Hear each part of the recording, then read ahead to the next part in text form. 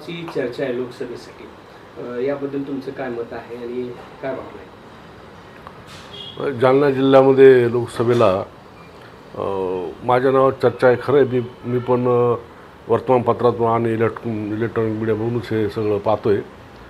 आणि जागा जर ही शिवसेनेला सुटली तर निश्चितपणाने पक्षप्रमुख जे काही आदेश देतील तो आम्ही या ठिकाणी पूर्णपणे पाळू.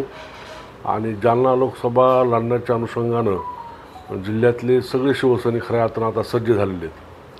गेली अनेक वर्ष या जिल्ह्यामध्ये शिवसेनेची ताकद प्रचंड आहे आणि आमच्या ताकदीवरच गेली 5 टर्म या ठिकाणी रावसाहेब पाटील दानवे यांनी सीट काढलेली आणि म्हणून ही सीट शिवसेनेला मिळावी अशी शिवसैनिकांची तीव्र इच्छा आहे.